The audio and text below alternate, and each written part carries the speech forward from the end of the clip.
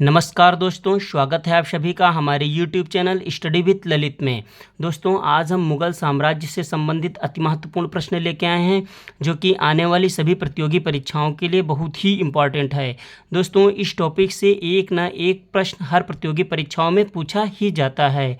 तो दोस्तों, पहला प्रश्न है कि मुगल काल की स्थापना कब हुआ, किसने की? तो मुगल काल की स्थापना 1526 ईस्वी में बाबर ने की थी। अगला प्रश्न है कि पानीपत की पहली लड़ाई कब हुआ, किसके बीच हुई? तो पानीपत की पहली लड़ाई 21 अप्रैल 1526 ईस्वी को बाबर व इब्राहिम लोदी के बीच हुई। इस युद्ध में बाबर विजयी रहा और इसी युद्ध के बाद बाबर ने जो है मुगल काल की स्थापना की।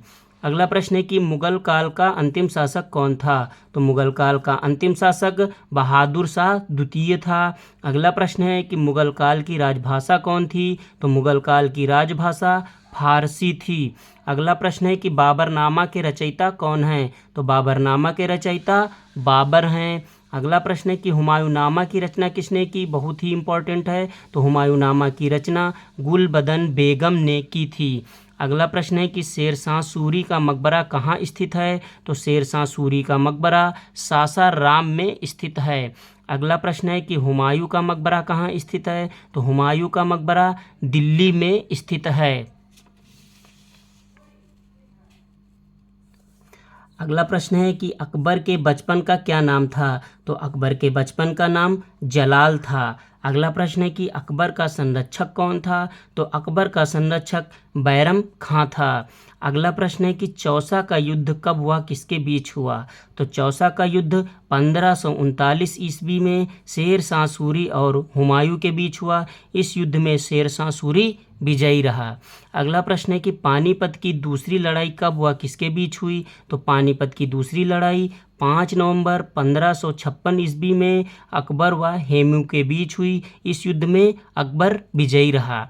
अगला प्रश्न है कि अकबर ने दीन इलाही धर्म की स्थापना कब की? तो अकबर ने दीन इलाही धर्म की स्थापना 1582 ईस्वी में की।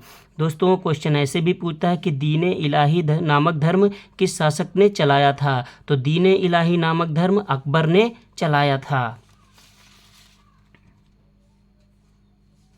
अगला प्रश्न है कि अकबर ने इलाही संवत की शुरुआत कब की? तो अकबर ने इलाही संवत की शुरुआत 1583 ईस्वी में की थी। अगला प्रश्न है कि दीन इलाही धर्म स्वीकार करने वाला एकमात्र हिंदू व्यक्ति कौन था? तो दीन इलाही धर्म स्वीकार करने वाला एकमात्र हिंदू व्यक्ति बीरबल था। अगला प्रश्न है जो कि बहुत ही इम्पोर्टेंट है कि दीन इलाही धर्म का पुरोहित कौन था? तो दीन इलाही धर्म का पुरोहित जो है वो अबुल फजल था। अबुल फजल जो है ये दीन इलाही धर्म का मुख्य पुरोहित था। अगला प्रश्न है कि अकबरनामा की रचना किसने की? तो अकबरनामा की रचना अबुल फजल ने की। और दोस्तों, अबुल फजल ने ही आईने अकबरी की रचना की है। अगला प्रश्न है कि किस मुगल शासक ने न्याय की जंजीर लगवाई थी? तो जहांगीर ने जो है वो न्याय की जंजीर लगवाई थी। और दोस्तों, जहांगीर को जो है न्याय की जंजीर कहा जाता है। अगला प्रश्न है कि मुगल काल में चित्रकला का स्वर्णकाल किसके शासनकाल को कहा जाता है? तो मुगल काल में चित्रकला का स्वर्णकाल जो वो स्वर्णकाल जहांगीर के शासनकाल को कहा जाता है। अगला प्रश्न है कि सर थॉमस रो किसके शासनकाल में भारत आया? बहुत ही इंपॉर्टेंट क्वेश्चन है। तो जहांगीर के शासनकाल में सर थॉमस रो भारत आया था। अगला प्रश्न है कि बुलंद दरवाज़ा का निर्माण किसने करवाया था? तो बुलंद दरवाज़ा का निर्माण अकबर ने फतेहपुर सीकरी में करवाया था। अगला प्रश्न है कि ताजमहल को किसने बनवाया था? तो ताजमहल को शाहजहां ने बनवाया था। अगला प्रश्न है कि ताजमहल का निर्माण किसने किया था? तो ताजमहल का निर्माण उस्ताद अहमद लाहौरी ने किया था।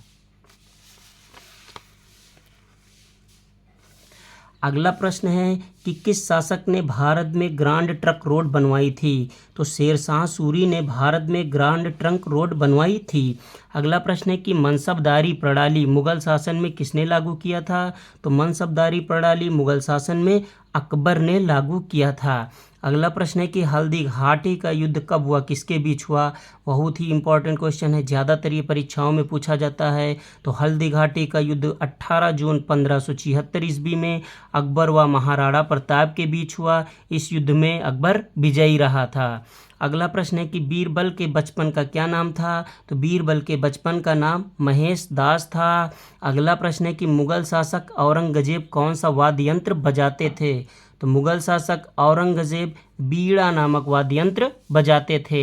अगला प्रश्न है कि भारत में बीबी का मकबरा कहाँ स्थित है? तो भारत में बीबी का मकबरा औरंगाबाद में स्थित है। अगला प्रश्न है कि गुजरात विजय की यादगार में अकबर ने किसका निर्माण करवाया था? तो गुजरात विजय की यादगार में अकबर ने बुलंद दरवाज़ा का निर्माण करवाया था।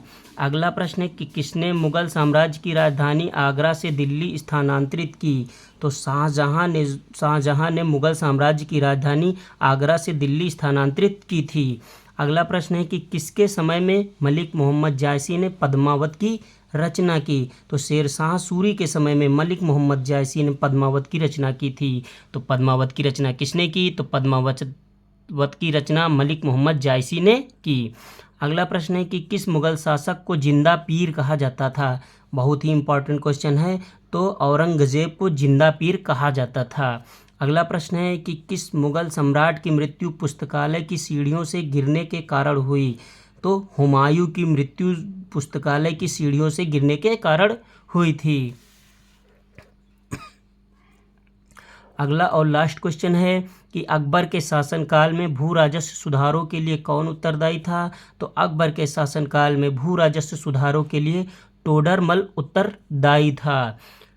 दोस्तों, ये मुगल साम्राज्य से संबंधित 35 अति महत्वपूर्ण प्रश्न हैं जो कि परीक्षा की दृष्टि से बहुत ही महत्वपूर्ण हैं।